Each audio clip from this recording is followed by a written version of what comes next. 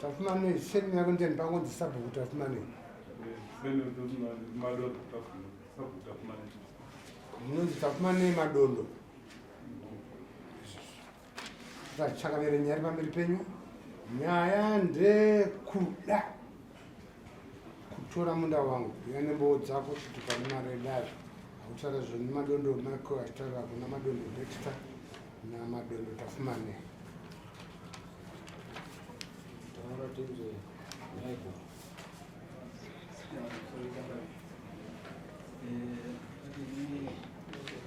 Simudzai izwi Michael.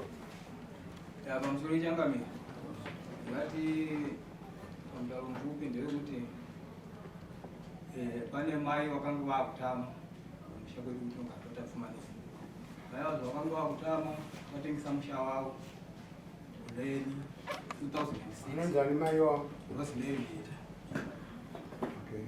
Mai vatengesa musha takagara 2006 iyoyo 2007 kubera vazona ndasungiswa kwa Changamire na Bernard Vhekero. Ndasungiswa kwa Changamire Vhekerwa vataenda Ishe Vhekerwa taenda kuya uku pakanyorerana kutengeserana kwemusha kumwe paripo chibva tanobuditsa pachibva panzi dambudziko riripo ndekuti pari kushota signature yewitness. Kati zvakanaka ikanzi raiti nyaya iyi ndopayamirira ichimbomira ikurima ipapa muchigara ipapa tichibva tamira. Mai vaiti isina kupedza kuwabhadhara wakazodzoka. Wadzoka wakauya tichibva taenda nawo kwaishe taenda kuya uku kwakaenda iye Bernard Gunda mai wangu ndiaita kutuma nemai vanondibereka ndipo Bernard Gunda ari hanzvadzi yake na baba wangu Sabuta Tafumanisi. Waenda kuya wakanosvika wakataura nyaya ikanzi yapera tagara inge pana Ishe Lawrence Vhekero.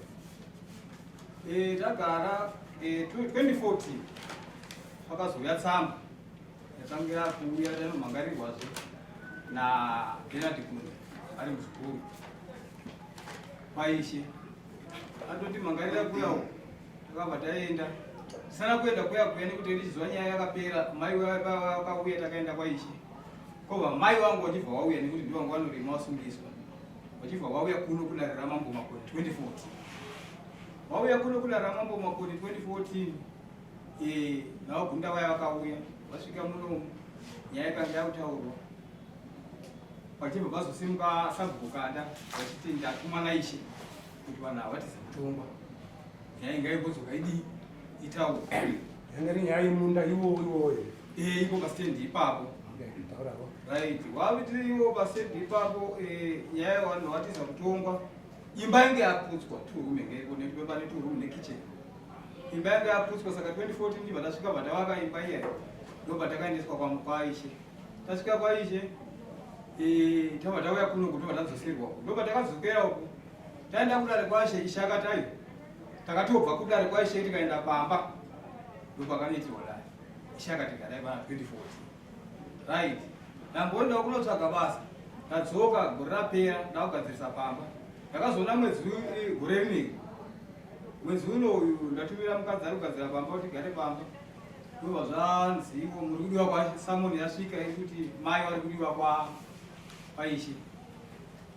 Mai vaenda kuya uko wakasvika vachibva vanzi mutauro uripo ndekuti endai munoputsa chii dzimba dzenyu nekuti vanhu pamakapa murugara ndepababa Dexter right. Tikati nyaya iyi pamunini wagara kumusha tinongovaonawo vachiuya asi nyaya iyi hatiizivi kubva vana baba vacho vapei kusvika nanhasi. Baba vakafa 2019 nhasi 2024 ndobva takutanga kudzingwa patiri kugara. Zvakaoma. Tumai vachibva vatifonera katati adzosere tsamba kwaIshe tichauya taenda kwaIshe. Mai vachibvanzi hazviitika kuti mudzosere tsamba. Wakaenda wasvika kuya wakabviswa mbudzi nyaya ikataurwa ikanzi ndai munoputsa dzimba. Tikanati nyaya yekuputsa dzimba haina kunaka. Tikasvika ndikaenda kwaIshe.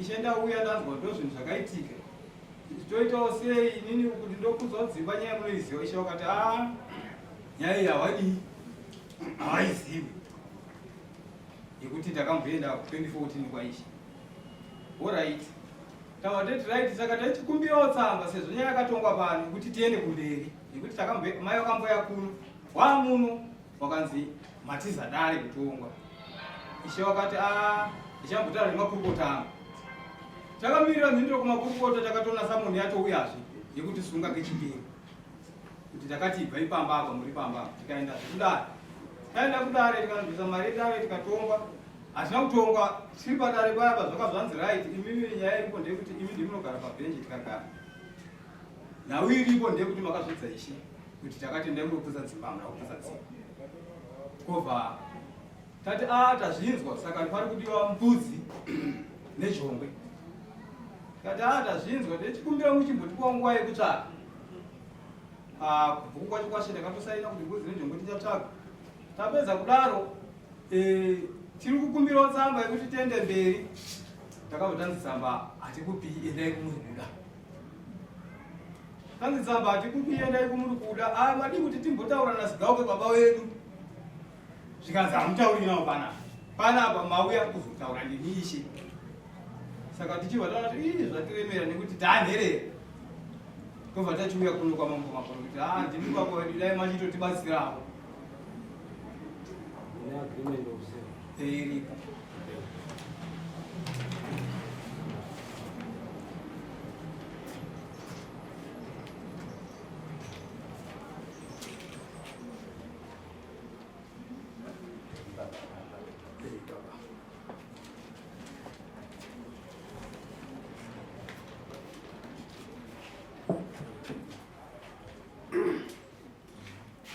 Date 11 October 2006, Nyahonye Secondary School, ZEG 8088 Rusape. Ndatengesera musha wangu Thomas Tapfumanei stand yese 2 rooms nemba yekubikira. Ndini Rosemary Meta. ID number 29/088899/29. Atenga Thomas Tafumanei 42/15413/7N42. Neta kubvaisawo signature yake. Rosemary paakauya haana kuzoisa signature. haana kuya kaenda kwaishe Maamuripo. inge pari namai Wakadibweka nebhukuda. Anogara kupi Rosemary? handizivi kumusha kwavo kupera Mungadai makaisa kasignature maybe. Paakauya muchizoenda naye kwaishe namai. Alright, zvisinei iona iyo agreement ndo wakaseenzesa nditi. Right. Uyu apa umbowo wake wekuti panzvimbo ndepangu kubva 2006. Pamusoro imamo. Uyu handitombomuzivi pauya. Panhau dzese idzose dzakutaura. Ndinoziva ndimai vacho. Saka zvakaitika pamusha uyu musha wababa wangu. Baba wangu wachiri wapedza. He's 98 years old. Inini ndini mutya wenaka. Zvakaitika apa tete wangu akaita problem dzawo kuno kuchiware kuno. That was way back kunana 72, 76. Vaita problem yavo. Ende baba wangu wakumubva watenga wakamuka nzvimbo kawo. Vakati hanzvadzi chiwa ugare panapa nemhuri yako. Baba wako wakati chii? Wakati kune hanzvadzi yavo uya panapa uzogare panapa nemhuri yako. Igare papi? Ipo pamusha pavo ipapo. Usenzese yese minda yangu. Wachipa kunani? Wachipa kune hanzvadzi yavo. Hanzvadzi yavo ipi mai uye? Aiwa. Hanzvadzi yavo. Wakapa hanzvadzi yavo? Unonzi hanzvadzi yavo. 7 yavo. sevhi yamadondo. Saka sevhi yamadondo ndayakapiwa chibwera baba kuti chifanisirisa panapa since waita problem kushaka kuchwaro sevhi akapuwa right sevhi yapuwa saka sevhi yoya ndokulera mhuri yake mhuri ndokukura murume akadzima rakafa tikamuiga kumusheko naiwowo sevhi yakafa tikamuigawo ikopyawo mhuri ingoripo nazvino iripo mhuri zvakazoitika mumwe mhuri andizve akazoenda kunovaka kumunda wokutaura naye waniwava akatohwandawo nani namai wake akazoti afa manje mudzimai wake munda iwoyo mudzimai wake wakapuwa sevhi mudzimai wake maonini uyu afa manje uyu kunda mudzimai wake manje ndiye akatanga kushamaridzana nani nebaba weuyu kuti akanga ari sapa ndo pakatanga kuvhiringa zvinhu ipapo mati sevhi akapani sevhi akapa shamwari yake aiwa sevhi yazvatiti mwana wake ndiakaita sei akanoaka kumunda sevhi mwana wake ndiye akandodii akanoaka kuti saka sevhi akapa mwana wake ekuti enda unovaka pamusha ipapo paakapuwa nababa wanyu right sevhi mwana wa sevhi anonzani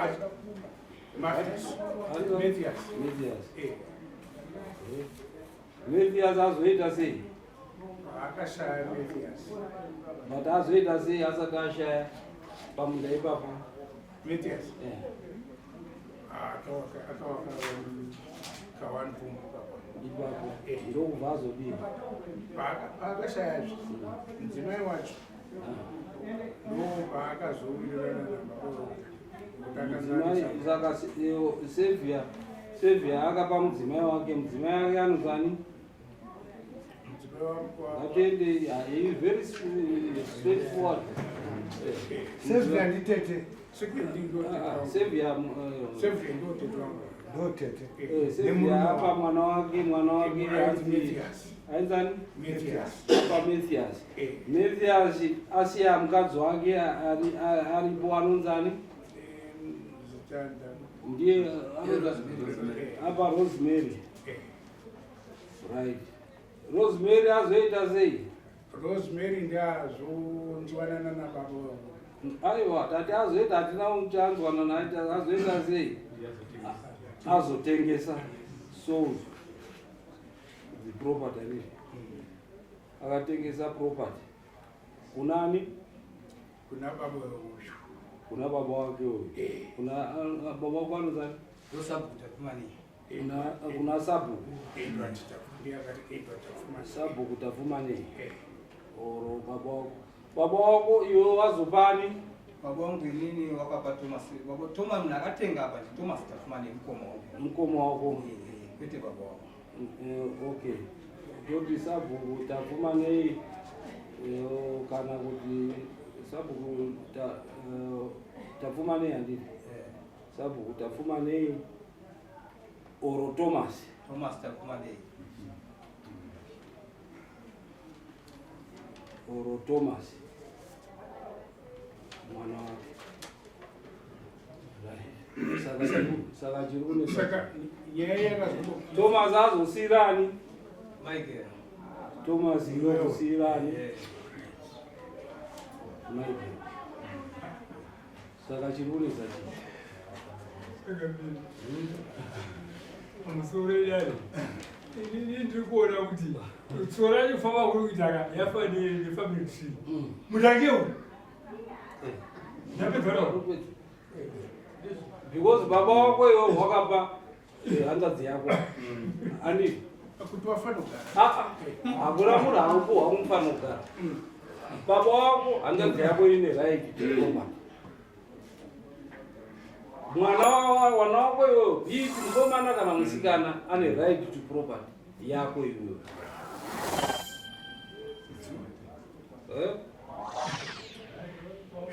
very clean. saka apa hanzvadzi yako iwo hanzvadzi yabereka ndo kundopa chii wana wacho imwe imba waka Imba yani? haisiri imba iri directed kwatiri. apa hanzvadzi yako hanzvadzi yake hanzvadzi yako handiti baba wako apa wagowa nhaka wari wapenyu ndokupa hanzvadzi yavo mwana wavo noti hanzvadzi yako ndokupa mwana wake musikana nzvimbo iyo uya ugare pai nemhuri yako bva nemurume wake. saka ndiwo wane right yekugara ipapo iwewo hauna right yekugara apo une right yekundogara pamwe pakasiyiwa nababa kana paine pamwe pawakakusiyira nekuti mese muri wana wababa wako hakuna zvinonzi mukomana ane right over musikana hakuna mutemo iwoyo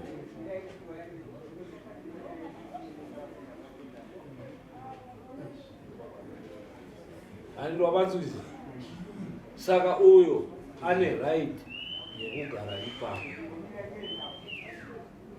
ane right yekusiyira vana wake futi chii ipapo nekuti zvakaitwa nemuridzi wechii wenzvimbo anove baba wako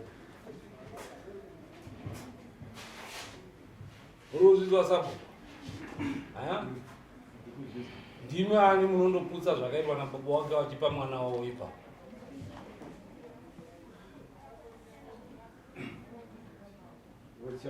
chakaitika uyu komana zvese zvakaitika izvo ndingesandasa asi hazvinei neusabu hazvinei neusabu zvakaitwa nani nababa wake zvaari kundotaura iye kuti baba wangu ndo akapa chii hanzvadzi yangu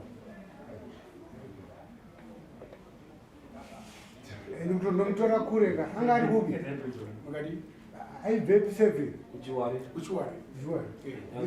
yakuno mwanangu gara apa Moto wangu aita problem. hazvinei kuti chii asi ndo akatora mwana wavo kuti uya kuti ugare apa akabva kwaiita madevelopment andokugara ipapo akadevelopa futi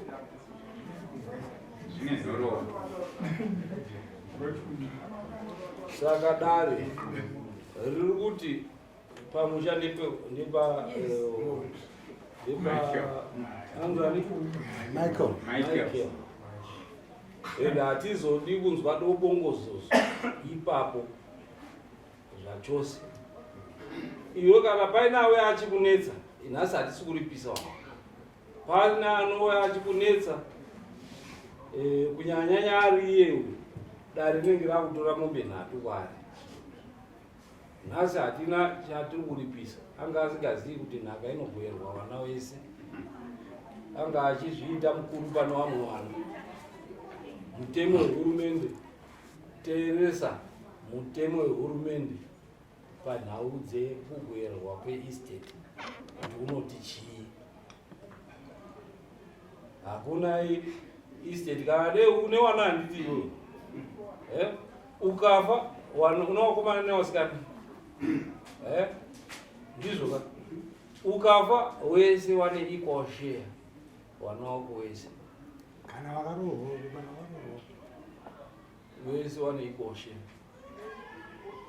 kana wakangwara usingadi kuti vamwe vadye unofanira kugoyera sezvakaita baba wako wakangwara kuti vaiziva kuti vanasikana vanovhictimizwa wakavagoyera vachiri chii vachiri wapenyu ndo uyo ravakaita kuti wakatopa kuti iwe ndepakwapa saka iwe kana paino vanoda kudarika vamwe wape panhaka yako uchiri mupenyu ende kana watomupa zvatopera hapana anozoya achitaura kuti izvi ndinogoyera nomwe nekuti unenge wakatomupa ipapo handiti ndo mutemo wegoyera nhaka waakushandiswa mazuva anaya zvekare zviya zvekuti zvainzi vana baba munini taimbonge chiti hama dzaizotora nhaka dzedu zvese zvakatanga kubviswa uchizouya zvinzi law of progenitor varume chete ndo vanofana kutora nhaka yapapa zvakapera zviya ezvezvi pane nhau yekuti kana ari mukadzi anotora a30 ari mupenyu wana vanotora 2 cents wana vachitaura kuti wana wese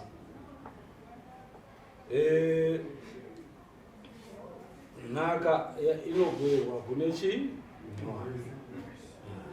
ende imwe nyaya kutaura sabhuka kuti iwewe ngekuti vakafana pabhuwa ingasazviziva unofana kutozvizive kuti tsamba yakawera yange vakatora sasabhuku ufana kutoisa sabhuku yange vesamba vakatora kumanani ezvakufana kuite ngozi muna 2006 kuti handinarizivi vandopawo sabhuku auzi nguva iyo ndinganisandasa asi samba iripo iyo 2006 samba iripo iyo kana ikoko kuma 2006 nyaya payaitongwa yaimbozivudida uzuva ikoko yaizivudii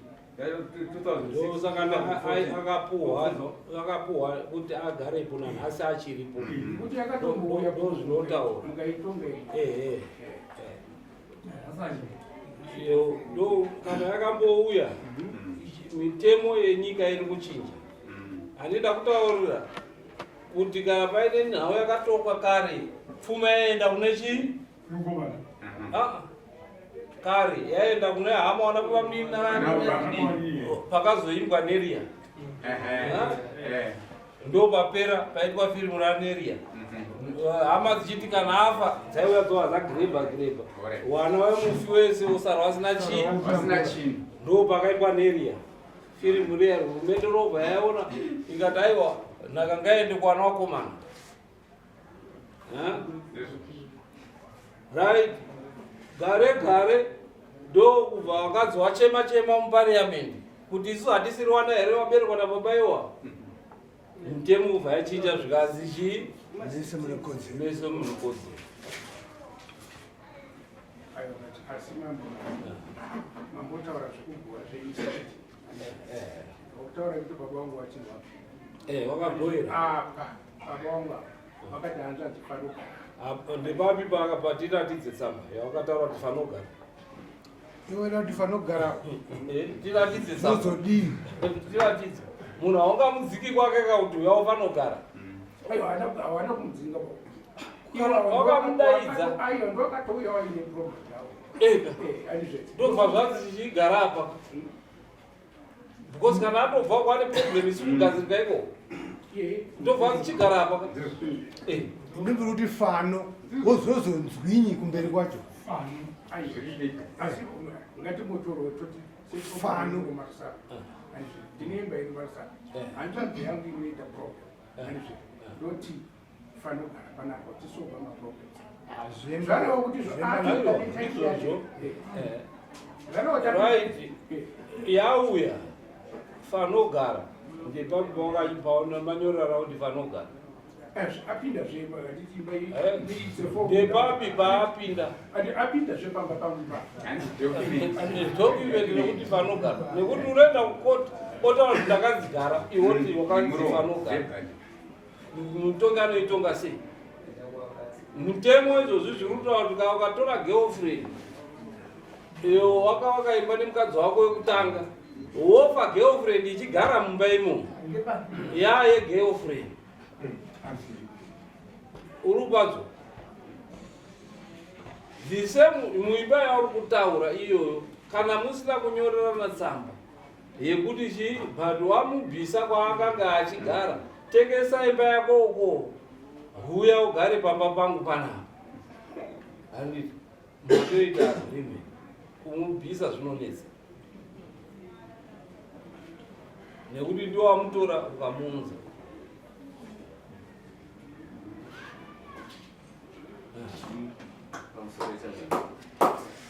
Ini dia sekarang sih dia udah main mangara, nasi si tangannya itu, chiripo ngezvekuti mudzimai paakaenda panga paine wana waakasiya achienda kudaro haana kundiudza inisa baba munini ndine munin'ina wemufi akaita zvake private, hapana agreement yakataurwa haina witness, hapana anozviziva zvese zvinhu chakakonyorwa private wari 2. Hapana munhu anoziva chero munhu wemusha chaiye akaudzwa nezvakaitika izvozvo. Iketi nyaya yawana aenda kudaro ndii takatanga kuti mhaka kunashe isha akauya akanzi iwe watora nzvimbo yemunhu uchitengeserwa nemunhukadzi. Munhukadzi haana kuuya nemusha kubva kwaakabva. Munhukadzi uyu haabvumizi kutengesa ivhu rekuna achidzokera kugweru because haana kubva kugweru nevhu. Ndokutuka kwakaita ndo zvatirikutaura kuti ndo mutemo wekare. Murume akafa izvozvizvi mukadzi automatically ndiye amuridzi. Izvo zvezvi zvamaisoita kuti vakadzi kana wafa maakuatorera zvinhu hakuchisiri. asi pane wana mukomana, pane wana wakasiwa. Chikotsero chaakatengesera iye mukadzi hatichizivi. Iyo mhandi mai wapenyu. Mai wawandi wapenyu. Mai wapenyu. Ngawadaidzika mai wacho.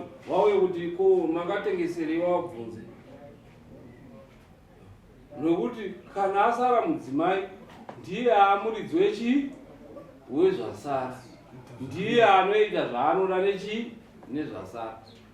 Kana akada imi munoziziya kana kune mawiri akuti varungu vanotonyora wiri rake vachita kuti mari dzangu hakuna mwana wangu anodya, mari dzangu ngadziende kunochengeta imbwa, kana kuti dzinochengete nherera, kana kuti dzinochengete madhongi, kana kuti dzinodii. Iyo ndo zvinotobatwa izvozvo. Chikonzero chaanenge asina kuvapa pamwana iwo vaimushupa akati regai mudzokere kumusha kwangu. Ndo zvakabvira. Handiki. Nekuti kana baba wafa nhaka inosara kuna mai. Mai wazofa nhaka yoenda kune wana. Ende inoenda futi kune wana wapenyu. Wanenge wafa waya hawana chawanoona panhaka. Wazukuru mitemo iriko yakaiswa nehurumende. Kunaka kwayo, kuipa kwayo, munotoenda kuparliament kuti ichinjike. Ndo mitemo iri kushanda. Izvo zvekuti wana wakasiiwa wasina musha, mai wachiri vapenyu ane zvikombero. Unotovadaidza munhu kuti ngei. Handiti. Wazvinzwisa kuti ukafa iwewe nhasi mudzimai wako ndiye anosara akabata tsvimbo, akabata nhaka yako yese. Handiti. Paanenge azofa wana manje wopinda. Ende panopinda wana wapenyu. Hapapinda wazukuru kana kuti chii. Zvawakagoera iwo nhasi uri mupenyu, hapana anouya achizvikatanura.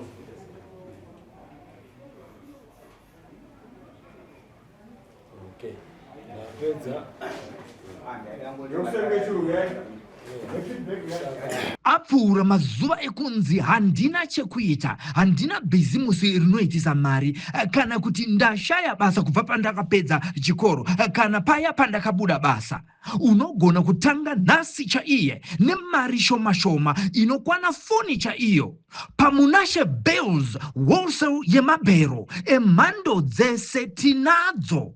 Mabhero anotengeseka akanaka akaita kudirana kuita matutu nematutu achitangira pa 130, 150 ne180 zvichikwira. Mabhero enyu atinawo anobuda nekumozambique, kubeira nekumaputo, kuzambia, Tanzania neMalawi nekumwe kwose. Munosarudza bhero ramunoda rine hembe dzevarume, dzevakadzi, dzevana uye nemabedding stuff zvese kane munozviwana. Mabhero tinounza kwese kwamuri nationwide muZimbabwe. You pay on delivery. Bhero rashika. vanoda kutibata pamunashe bells robai runare panamba dzinoti 263-719-450-009 kana kuti 263-788-954-165 muharare.